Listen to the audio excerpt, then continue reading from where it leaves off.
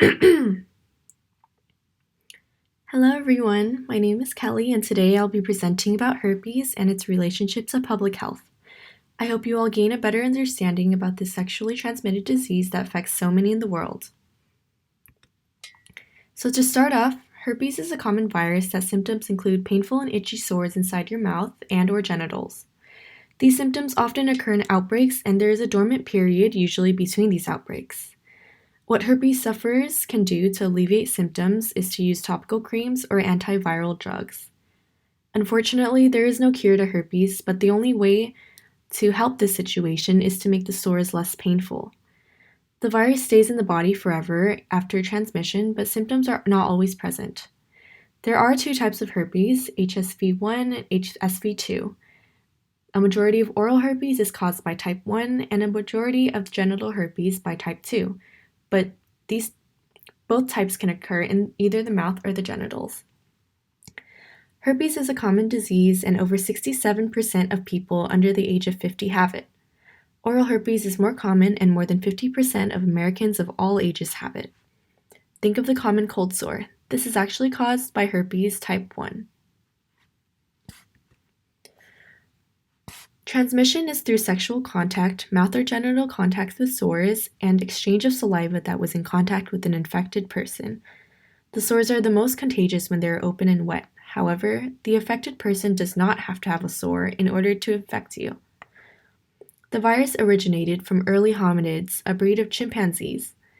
This species was prone to infection before evolutionary split. That's why it still affects humans today. So herpes is prevalent in all parts of the world, but especially present in certain countries such as Africa. This is because infection is more common due to less resources and less education about the virus. Some countries such as Asia have a lower percentage of herpes cases. To protect the community in the future, we must educate people about the importance of protection during sex, and also the symptoms and early preventions of all sexually transmitted diseases. Again, herpes' etiological factors came from an evolutionary history of infection. So how do we solve the public health problem of herpes? There are two strategies we can go about this. Strategy 1 would be education and awareness of the issue.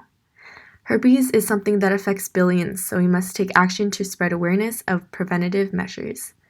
Currently, there is no cure to the virus, so the best we can do as a society is to educate ourselves and others. So strategy 2 would be prevention. This includes using protection such as condoms and dental dams when engaging in sex, especially if you choose to engage with multiple partners. If you are affected, it is essential to take precautions to prevent further transmission to your partners. A cultural example of how Europe handles patients of herpes follows their guideline for management of genital herpes made in 2017. This includes a short course therapy provided for patients, which is the recommended treatment. Treatment is usually 10 days and varies by a case-by-case basis. First, the patient is examined and symptoms are assessed. The patient is informed about their disease treatment and is discussed with a follow-up. Further treatment is discussed for a higher dosage if symptoms do reoccur. This is how treatment goes about in most countries, including the US, but I imagine some countries with little to no resources may not be able to provide these certain treatment plans. A historical example, which is still used today to help patients who suffer from herpes, is the use of support groups.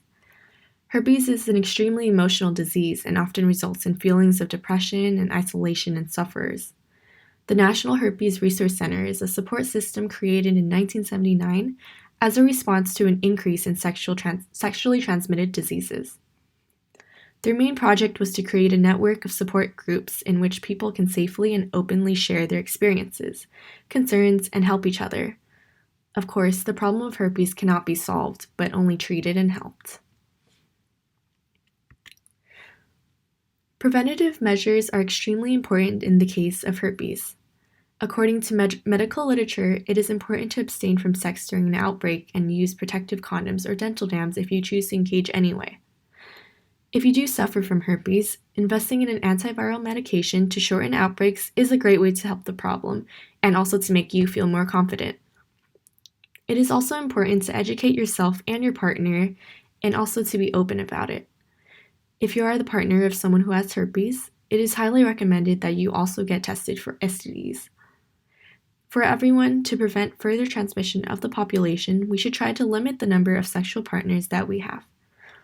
My opinion is that since there's no cure for the disease, prevention, education, and awareness are the best things that we can do in the case of herpes.